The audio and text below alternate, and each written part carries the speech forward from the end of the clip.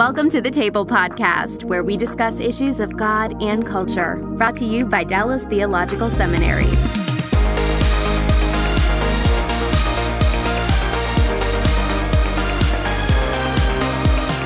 Welcome to the Table. We discuss issues of God and culture. I'm Darrell, Bock, Executive Director for Cultural Engagement at the Hendrick Center at Dallas Theological Seminary.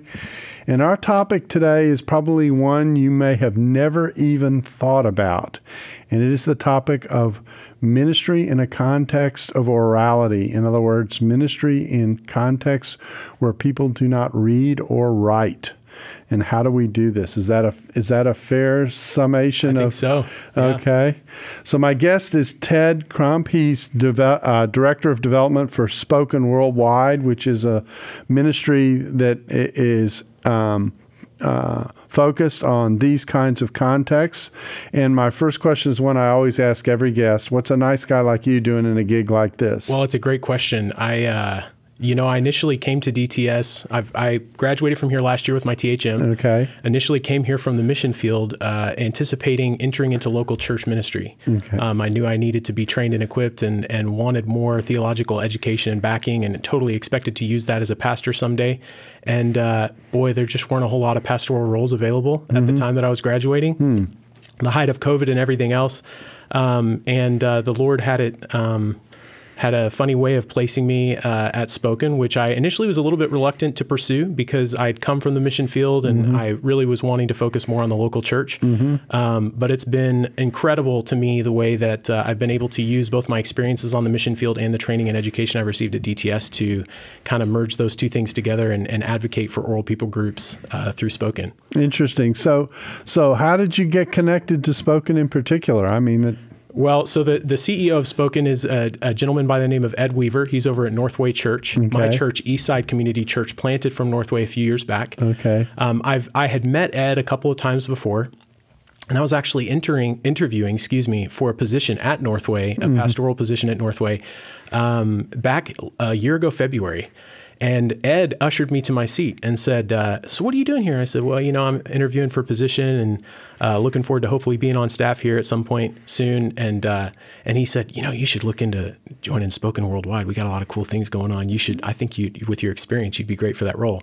And I initially kind of brushed it off. The interview process ran its course, and I found myself in the summer about to graduate. And I thought, goodness, I've got no opportunities on the table. I got a wife and 2 kids. I need to find a job. And I thought, maybe I should give Spoken a call. And so I circled back, and it's been phenomenal. So you ended up at Spoken because you needed eggs on the table in the morning, right? Yeah, that's right. Wow.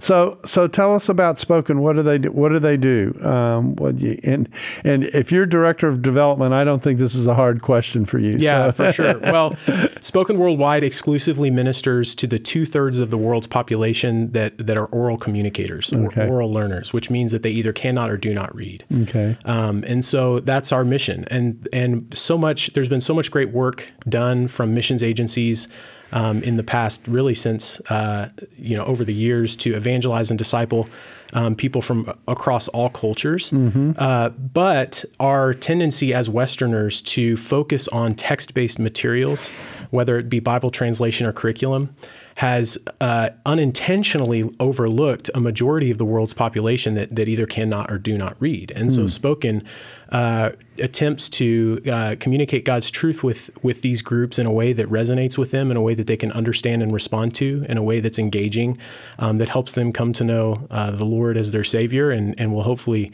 bear fruit in the respective regions where they're living and working. Well, this raises all kinds of questions in the back of my mind. So we'll just start through the list. And that is, so how do you minister to someone to whom you can't hand a tract or a text or whatever?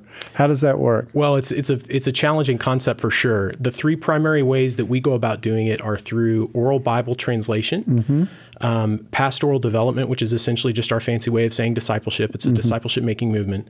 And then coaching, which is helping train other ministries that are doing effective ministry in various regions around the world to utilize some of the same techniques of inorality that we've come to learn and use to minister effectively amongst people who can't or don't read. And so our oral Bible translation team is a group of Bible translation consultants for Wycliffe and a bunch of different organizations who've caught wind of the vision and have gotten excited about what it is that we're doing, and have decided that they want to make the rest of their lives about translating the Bible orally for people who otherwise would have no way of hearing the gospel. Mm-hmm. Our pastoral development teams are intended to raise up indigenous leaders and teach them and train them in stories, songs, dramas, proverbs, poetry, generally the same types of communication methods that they already employ day to day in their communications with their friends and family, because it's just a part of their culture. Mm-hmm. Using those forms with gospel-centered truth to be able to impact them in ways that hopefully will bring about a life change and salvation. So let's just get up. Well, let me ask you this question first. So, what parts of the world do you all work in? Where are we exactly? We've got quite a few. We're working in northern Ghana, northern Nigeria. We've got some in northern and southern Egypt, mm-hmm. Sudan, Ethiopia, northern India, Myanmar. Those are the ones off the top of my mind that I can think of in terms of... So Africa and Asia. Correct. Yeah. In terms of Bible translation and pastoral development. Looking to expand more into Middle East, North Africa as relationships are cultivated and things develop there. Just started a Bible translation project in Brazil amongst a people group there. So there's a handful of different spots that we work, but we're predominantly in Africa and Southeast Asia. So, I mean, there are all kinds of questions. Does this, I take it that the oral translation has got to be indigenous based to some degree. In other words, people within the countries that you're talking about who know the languages Correct. that you're talking about. So, yes. So there's a two-step training, right? There's there's a one-step training with those people, and then those people are ministering to the people in their region. Is that basically how it? So Correct. I'm not going to walk off the boat for Spoken Worldwide and start ministering. I'm going to minister to someone who has training, has background, that kind of thing. Correct. And is interested in going to these areas. Yes, and I would say part of the reason why, to circle back to your original question, how did I get excited about Spoken? I initially was reluctant to join up, but when I started learning more about Spoken, I became really excited about our methodology, because mm-hmm. our methodology is all about training and equipping and empowering indigenous leaders to carry on the work themselves. Mm-hmm. And as my wife and I, prior to coming to DTS, had served in Southern Africa for about 4.5 years as missionaries there. And one of the things that I became acutely aware of during that time was that I was not near as effective at ministering as a faithful Swazi person might have been. Sure. And the Swazi, that's where we lived, was Eswatini, which is made up of the Swazi tribe. And so as you can empower and enable an indigenous leader to carry the gospel forward, there's going to be a movement unlike one that I could produce. And so that's much of Spoken's methodology. And so when it comes to translation practices, we are finding faithful people within the context in which we serve who want to come on board with what it is that we're doing. Our translation consultants will then teach them the basics of Bible translation. There will be a consultation process at the beginning of the translation where all this is taught and learned, and then the translation will progress. And our consultants who live here in the States will travel periodically to those locations to check in on how the process is going. And there's often back translation that will occur just to make sure that the authenticity and integrity of the text is being maintained in the process of translation amongst indigenous people. So you said you were in the southern part of Africa. The name of the place where you were again? Well, it's formerly known as Swaziland, the Kingdom of Swaziland. Since we left, they changed the name to Eswatini. Okay, because I don't think I've ever heard that before. Small landlocked country in between South Africa and Mozambique. Okay, I've been to South Africa multiple times, so that's why it fascinated me to hear where you were. I take it a very different ministry than what you had there. Yes, very. Very much so. Uh-huh.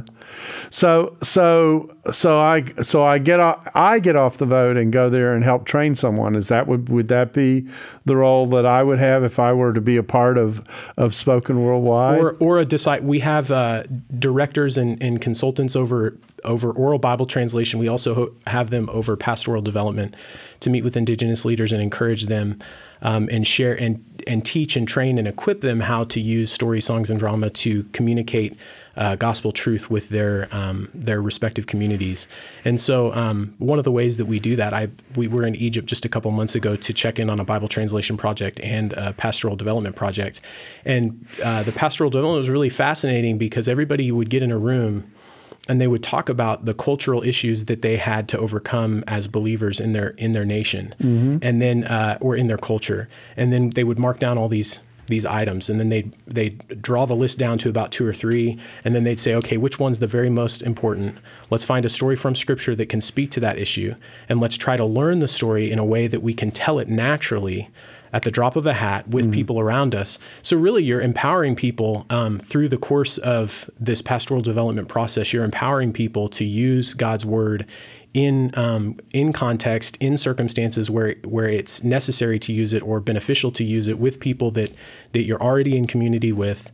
And it was fascinating to see the level of dialogue and engagement that was taking place. And as you might imagine, it felt heated. I think that probably is due to the fact that oral cultures oftentimes are very animated in the way that they present their information, because when you're trying to transmit or receive information, it's a benefit if you can't read or if you don't read to have voice inflection or hand motions or things like that. And so a couple times I turned to my coworkers and said, goodness, what's going on? I feel like there's a fight about to break out. But it was just people engaging over God's Word and enjoying the dialogue and oftentimes the debate over what specific texts were going to be used to address in their respective communities. Now, I heard you drop a phrase in the midst of talking about this. I think I've heard stories, songs, and dramas. Dramas. Yes, sir. Okay, so obviously there's a kind of the way in terms of how you get to the content that you're sharing orally. Talk first about the environment that you create to do that, and then talk about those 3 elements of what you do. Well, one of the things that's interesting about our ministry is that most of for example, a lot of our Bible translation consultants have been missionaries on the field for long periods of time prior to us, prior to coming on board with Spoken. So a lot of them have pre-existing relationships in place with ministries and different leaders throughout the area. And so that's part of the way that we can go in and establish a relationship with people in country. And we really don't go anywhere that we're not sought out. We don't want to go against the grain or try to swim upstream with people who are not eager to receive what it is that we feel like we have to share. So a lot of times these relationships in the places where we work have formed organically through pre-existing relationships that we already have in place. And once that happens, we will take the indigenous person, we will have them find leaders within their community that they believe might benefit from this training, poll the community, bring the folks together, and then there will be kind of like an opportunity to pitch the program per se, the initiative to the individuals, and then start teaching them round 1, round 2, throughout the course of the year, this pastoral development program, which spans the course of 3 years long. So the pastoral development program is uniquely designed to cover 3 years. The first year, we're only pulling material from the Pentateuch and the gospel narratives, so that we're covering the arc of redemption. The second year, we're looking only at the prophets and the Pauline epistles. And then the third year, we're covering everything else. And there will be about 40 passages covered over the course of every calendar year, 10 of which are like some sort of community development, maybe a story from their own culture that could be used to address a need that they have within their respective community. But the vast majority of those stories, 30 of the 40, would be gospel-centered stories pulled from Scripture to speak specifically to those communities. And a story would be shared, retold. A story would then be shared incorrectly. The community that would then have the opportunity to correct the storyteller as he's telling the story, to really prove the point that orality is not prone to error. And I think a lot of people believe that it is. But when you can display to folks that it's not in the context of a community. And I think that's something that we miss as Westerners. We tend to believe that these stories are being shared one person to one person to one person, like the old telephone game. That's not the case. Because oral communities tend to be community focused and very collective in their orientation. They're not individualistic like we are. So all these things are shared in community. There's a lot of dialogue in community. In many ways, stories are remembered and locked in ways that people didn't even realize they could learn or understand a story because of the way that we're sharing them, which is natural to the way that they communicate already. Interesting. So when they're meeting, are these meetings taking places in homes or in community contexts? Or does it vary, or how does that work? It would vary depending on the location. When we were in Cairo a couple months ago, we were meeting in an upper room at a church. There was another group down in the south of Cairo in Aswan that would meet in a different location. And so it just kind of depends on the context of the community, what they're comfortable with. It's highly contextualized for the respective community's needs. So the people so I take it the sequence is there's a minister who's been ministering in an area. They already have these relationships. They go in, they're now equipped to think about how to share these stories and pieces that they have.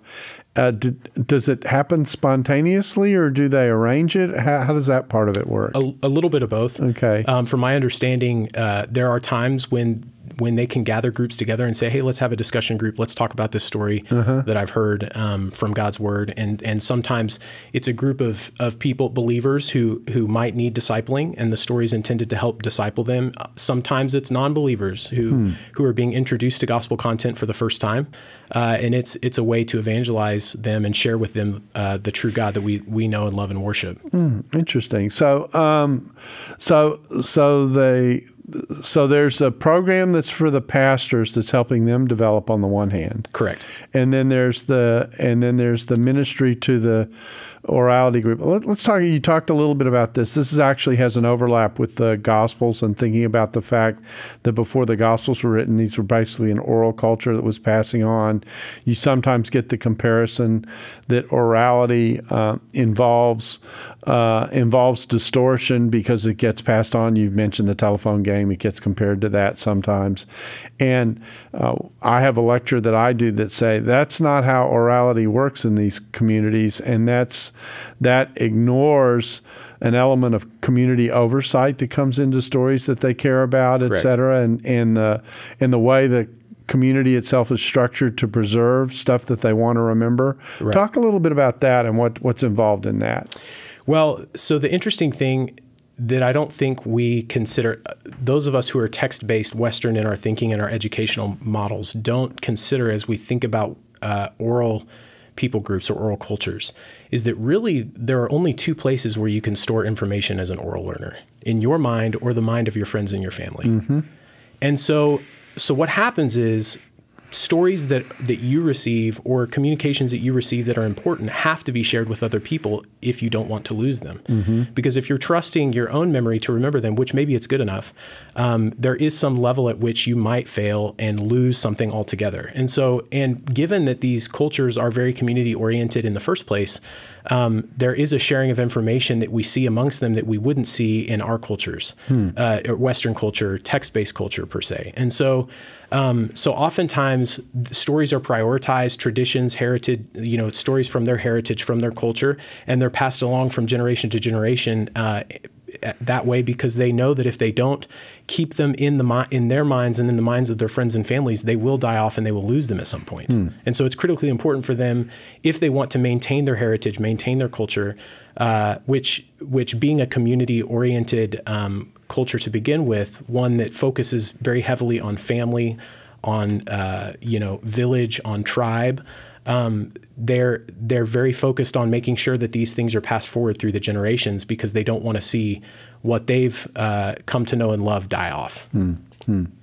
So is there a mechanism that they have to do this, to preserve these stories? I mean, obviously it's sharing it among many people. One of the points I like to make about the Gospels is, because the impression is you had the event and then someone remembers the story way, way, way down the line. Well, in fact, no, important stories are being told and retold all the time. Right. You're getting multiple presentations. You have multiple people who know the story. So how does the check work on keeping the story? In terms of maintaining its authenticity? Yeah. Well, I think these things, again, kind of going back to the community concept, these things are shared in community.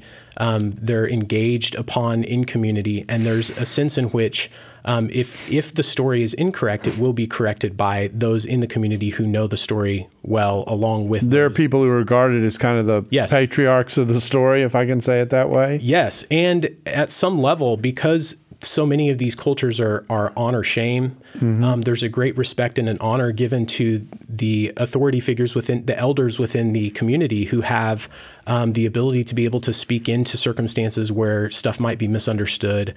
And because things are being shared in a community context, so often, you don't see a whole lot of error amongst the traditions and the stories that are passed from generation to generation.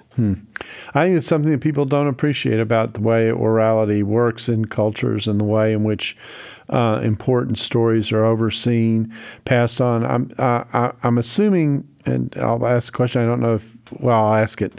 I'm sure you've heard the name Kenneth Bailey. Does that name ring a bell to you? Who's worked in gospel studies and that kind of thing? It does. I can't recall exactly where I've heard it. Well, he was a missionary who worked in oral cultures and Bedouin cultures in the Middle East. Mm-hmm. And he is the one who has come up with this model of what he calls informal but overseen orality. In other words, anyone can tell the story in the community, but if the story veers too far off, there will be a correction, and the community will hear the story properly, if I can say it that way. Absolutely. Yeah. And I just had a thought and I totally blanked on it. I'm sorry about that. It's no problem. Yeah. So it's a way of the original model that came for New Testament studies was called informal and uncontrolled. And it's tied to Bultmann, and that's where the telephone game illustration came from. And then the second model, which came out of rabbinics, was formal and controlled. Right. And it was very, very precise. I mean, down to the word. The problem is that when you compare the Gospels, you don't always get the same exact wording. You get some variation. Right. So you get variation in gist. And so Kenneth Bailey said, I've been ministering to these Bedouin communities for years in the Middle East. It's a pretty conservative oral tradition. In other words, they passed it on from generation to generation. And what I see is this gist variation part of the story, which means it's informal. Anyone can tell the story, but it's controlled. There are people overseeing how the story gets passed on in the community and making sure the core of the story remains what it has been. Correct. And I think what I just remembered that I was thinking of was amongst oral cultures, there's also not, I think oftentimes because of the way that we've been trained, because of the way that we've learned, which has benefited us a great deal. I mean, I think about my experience here at DTS was phenomenal, and I'm certainly grateful for it. But it's ingrained in me certain priorities in the way that I think and the way that I learn. Mm-hmm. Oral cultures are typically not as concerned about some of the things that we are concerned about. For example, chronology. Yes. Not a big deal. Yeah. In fact, the major emphasis amongst an oral culture would be the priority of a certain story, not necessarily, the main thrust of a certain story, not necessarily the order in which the stories happen. That's right. That it happened is more important than when it happened. Right. And also, you think about thinking back to the whole ipsissima verba, ipsissima vox thing, where we're talking about, are we talking about the voice of God? Or are we talking about the very words of God? And recognizing that, the words can vary just a little bit, and it's not to an oral culture, if the words are not exactly if they're not verbatim the same, it's not a huge deal, right? Because the overall emphasis, the overall thrust of what's being communicated is still getting through. Yep. But once you start to, I'm sorry. No, go ahead. Once you start to lose that thrust is when there's the oversight that steps in and says, no, that's not the story. Yeah. And of course, the issue is that I always have lots of ways that I can tell a story. I can cite it word for word. I can summarize it. I can paraphrase it, etc. Right. All those mixtures come in. And we actually, when we hear stories in that kind of way, we don't react negatively necessarily to someone who summarizes. The illustration I like to use is you've got the 5-minute news report at the top of the hour, right? And you got 2 commercial breaks in there, and you've got maybe 2.5, 3 minutes to do the news. So someone comes on and says, the president gave his State of the Union message tonight. And then we have the choice. We can play a little clip that summarizes it, or we can say, the president said X, Y, and Z. And whether I quote the president X, Y, and Z, or I summarize the president X, Y, and Z, as long as that is accurate, I don't have a problem with the way that's been done. For sure.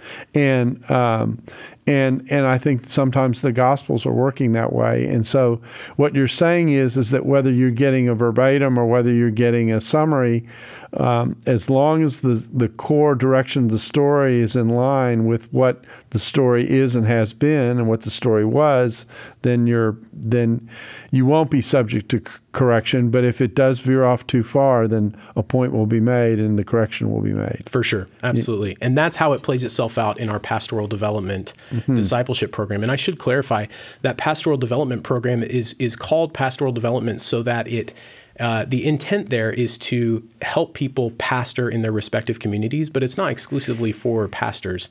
So there's a lot of folks who are just lay people within the respective community who would like to learn more and grow in their faith and understanding of God.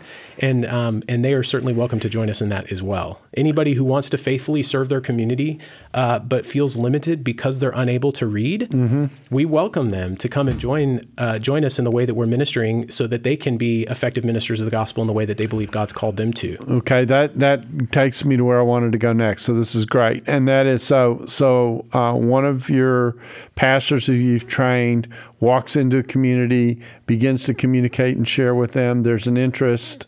The interest connects, if I can say it that way, so that you're now forming a community within the community there that's primarily oral. And then I take it at some point there's maybe a transition or alongside the sharing that you're doing to expand within the community. There's a discipleship element that comes alongside of it with people who connect. Is that the next step for these communities? And it's very much a discipleship-making movement in a sense that, 1 week as we're sharing a specific story, the story is being shared with we're working with a community of Indigenous leaders, and as a story is being shared, with an Indigenous leader, the Indigenous leader is then going and taking that to a community and sharing it the same week with other people. And the hope is that at some point, those people who are being ministered to would then fall into the category of a next generation Indigenous leader who then goes and shares down the line. So we're, in some levels, it's almost like a pyramid scheme per se, in the way that we're trying to reach people by sharing with them, enabling them to share with others, and then encouraging them and empowering them to go do the same. So that means that some of your Indigenous workers will eventually come out of the very oral communities that you were originally seeking to reach. And I'm assuming that your Indigenous workers who start the cycle are people who aren't just in an oral context, and then it gets passed on into the oral context. I would say most of the Indigenous leadership that we work with have some level of training, some level of theological training, and some level of literacy or awareness of reading and writing. And I think that's another thing that's worthwhile in mentioning, is that when we talk about oral cultures, there's really kind of two groups of people. Oral people exist along a continuum. And there's oral people who come from communities where there is no written text for their specific language. That would be a primarily oral group, or oral culture, I should say. They are oral communicators by necessity because there's no other way for them to communicate. Right, got it. Then the others are oral communities, or primarily by preference, because many of them can read and write at some level, but traditionally, culturally, they've not been readers. It's not the way that they prefer to communicate with one another. It's not the way that they prefer to learn or to transmit information with their family, friends, and community. So that raises an interesting. So some of your indigenous workers, I take it they must have come out of some of these oral communities and become more literate and then are going back, because if a community is strictly oral and there's no written language, then and the indigenous worker who works with them needs to work orally with them, he needs to know the language that they're operating in. Correct. So how does that happen if the community is a tight oral community? If it's a tight oral community and there's no individual within that community that is able to break out at some level and engage with us in their native language, that can then be passed to their community in their own native language, then there's probably not an inroad into that community as easily as there would be another community. Got it. There are sometimes opportunities where certain communities they don't speak the same heart language, but they might speak the same. They might have one second language that they speak the same. So we're seeing that some in Sudan and Egypt, where there's this overlap between standard Arabic speakers or Egyptian Arabic speakers and Sudanese Arabic speakers. And the Egyptian Arabic speakers are stepping up to take the gospel into these Sudanese Arabic locales. And does it ever happen that you get someone who's out of these tight oral communities, but they have emerged from those communities and have come into a larger societal context, and so they become at least potentially available to go back into those communities with their... I'm not sure if that's ever happened at Spoken. Interesting. There are other organizations who focus on orality. Faith Comes by Hearing is one. YWAM is at some level focused on orality and working in oral Bible translation, things like that, alongside us in an initiative that we have going with Every Tribe, Every Nation collaborative that's attempting to accomplish an oral translation in every known language by 2033. They're trying to translate the scriptures into every known language by 2033. Of those languages that are left to translate, many of them are oral. So Spoken, Faith Comes by Hearing, and YWAM have come together to translate into those oral languages, hopefully by 2033. So and I take it these are oral recordings that then are replayed through. Correct. Yeah. So on an audio device. So we've got what's called a Mega Voice MP3 player that's solar powered that people can use in their community. About 10 people could probably stand around and hear it clearly. Interesting. So to answer your initial question, though, I don't know if other organizations have dealt with that. I'm not sure that Spoken has in particular, but it'd be interesting to talk to some of our operations guys and see what the story is on that. And then does the situation come to a point where you've got the oral translation, they're functioning orally in the culture? Is there ever an effort to bring in a group like a Wycliffe or someone like that to say, all right, now let's record, and by record I don't mean orally, let's record and write down the language and get them a hard translation, or is the orality good enough? Spoken's perspective, since our slice of the pie is the orality slice, we're not focused on what comes down the pipe. So if somebody wants to do that down the line, they certainly could, I suppose. We haven't given it that level of thought yet because we haven't gotten to that point in our translations yet. We have one translation in North Africa right now that is the New Testament will be completed in the next couple of weeks, and we're starting to work on an Old Testament shortly after.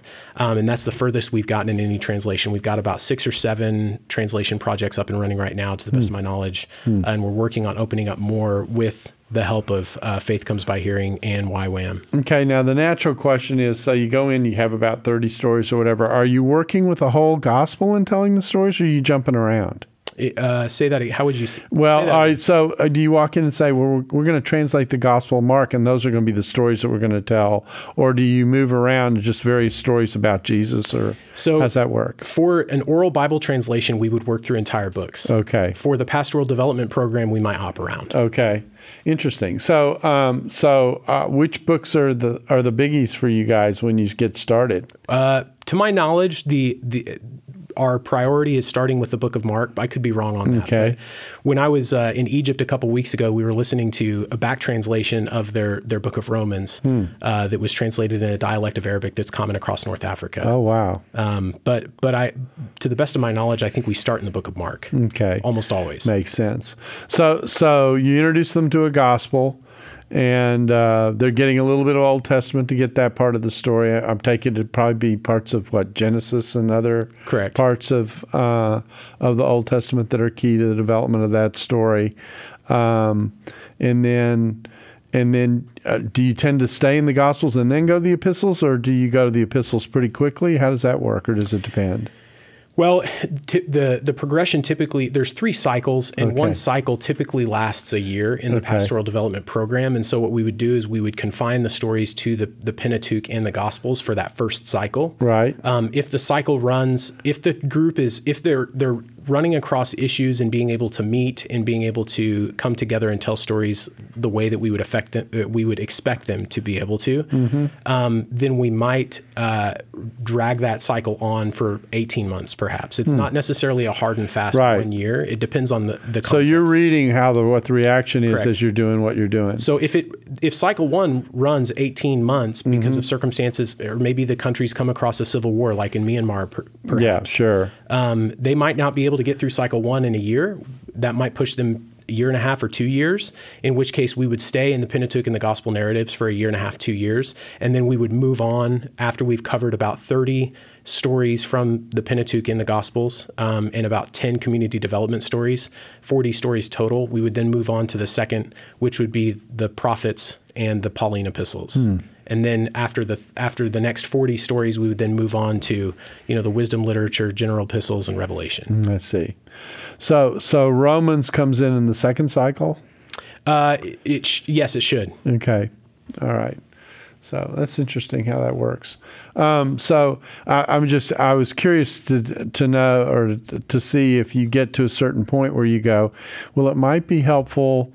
I mean, if they're working orally, they're used to oral. And, of course, one of the things the ancient world used to say is we like the living voice better than something written down on a page. So I like to tell people, well, the reason why it took so long to write the Gospels is because you had the apostles as your witnesses, and the living voice was more valued than something written down. It was only as the apostles began to die off and you were losing access to them, it became important to record what it was that they were saying. For sure.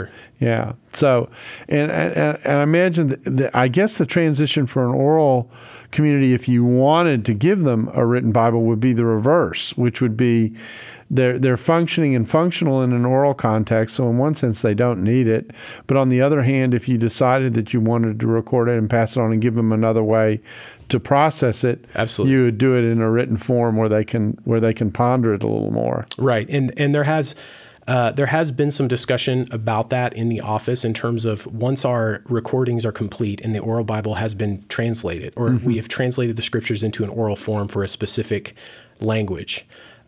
What does that look like? And could people then, and theoretically people could, I mean, I suppose anybody could take whatever we've translated and put it onto paper and give it to a culture should they need it or want it. We would not be the ones who would specifically go about doing that because we feel that our slice of the pie is the orality slice. And we want to focus on that, but we would certainly not be against anybody doing that. And the challenge, of course, is that you would also have to be instructing the people and moving from an oral context to a context in which they can read whatever it is you produce, which is its own challenge. Right. And, for better or for worse, however you want to, I mean, most countries in reporting their literacy statistics are not forthright in the way that, or perhaps they elevate their literacy. assuming, I guess, at some level, but it's a confident assumption that most countries, in order to save, especially in an honor-shame culture, in order to save face, they're reporting higher literacy statistics than actually exist, because somebody can actually read the words on a page out loud. My wife, for example, who's lovely, this is no jab at her, but she grew up in Russia. She's a missionary kid. She can read Russian just fine. Now, she doesn't necessarily know what it means. She can't necessarily, she can't use it in any sort of, she can't examine it in any sort of critical capacity. She's not going to read a Russian Bible, even though she can read a Russian Bible.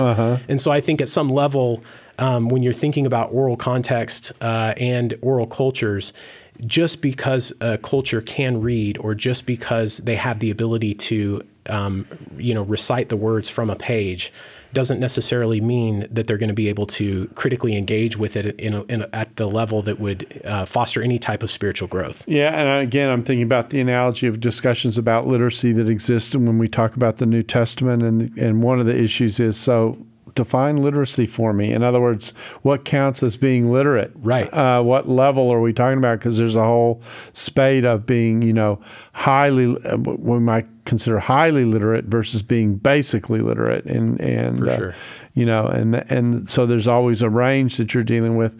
My guess is the governments will take any form of literacy they can to make it count for literacy. Right, and it's also hard across cultures and across nations to determine what the standard is, because just to your point, each country has a different standard for measuring and reporting literacy. So, so if you're reporting from a bunch of different standards, it doesn't quite make sense to necessarily just say, oh, 40% is 40%, because that 40% may look a whole lot different than the 40% that you would see in a different culture. So basically what I'm hearing is there's like a 3-year cycle that goes through, and then do you repeat the cycle? I mean, what happens when you're done after 3 years? After 3 years, there will be a process, there will be like a ceremony per se, like almost like a graduation, where you'll celebrate the culmination of a 3-year program, and then you will invite those people to start their own programs and just run it organically themselves, and carry that tradition that they've experienced forward.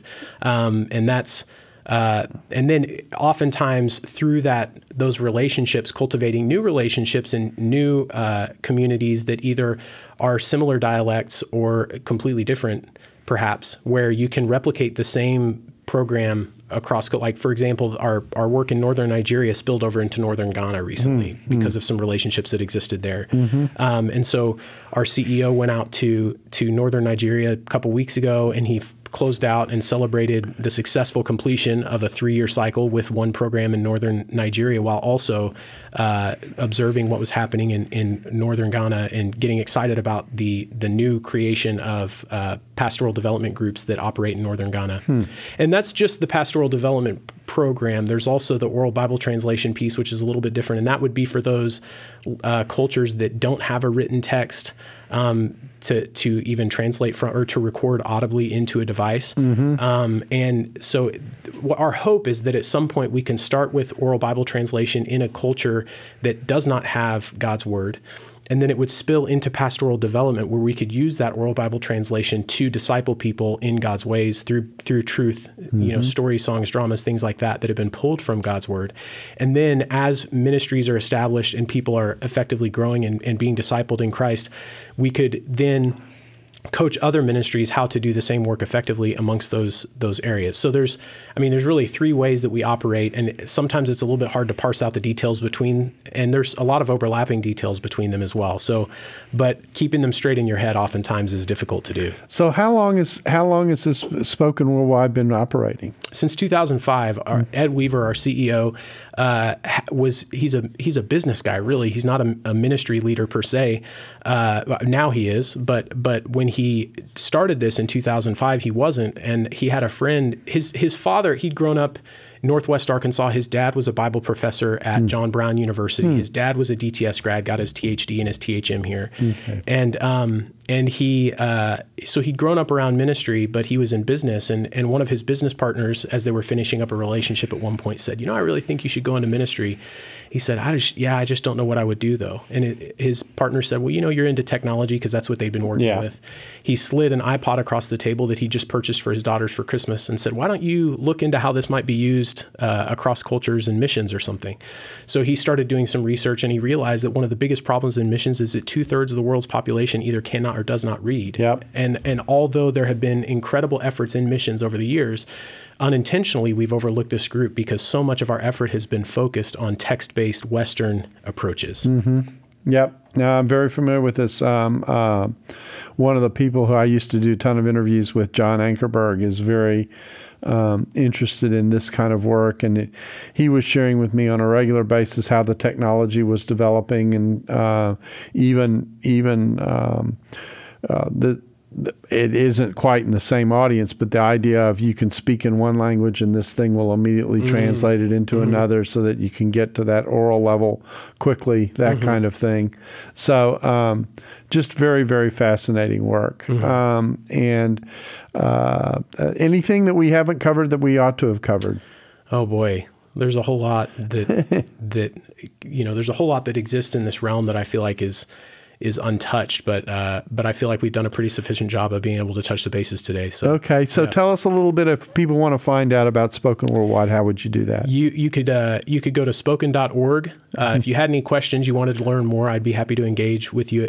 My email address is tedcrump@spoken.org. Okay. So those are two ways that you can learn more or engage with somebody within the organization. Well, that sounds great. I really appreciate you taking the time to be with us and to kind of give us an introduction into the world of orality. And like I say, part of it, the reason it fascinates me is because it does overlap with a very important discussion that we have about the nature of the Gospels, and a misimpression that is often created that because you've had a long time between the event and the recording that somehow you've lost the story. Right. And that just not true. Just not true. Yeah, I have a lecture called "Minding the Gap" that's about that entire thing, and so it's good to see that orality still lives. That's right, and that there was a way of getting the gospel to these cultures. It's very fascinating work that you're doing, and we thank you for joining us. Thank you for having me. Yeah, it's great to be here, and we appreciate you being a part of the table, and we hope you'll join us again soon. If you want to see other podcasts, you can go to voice.dts.edu/table podcast, and that will introduce you to the variety of episodes. Now over 500 episodes on topics that range from, well, wherever God and culture touch. So we hope you'll join us again soon, and we thank you for being with us. Thanks for listening to the Table Podcast. Dallas Theological Seminary. Teach truth, love well.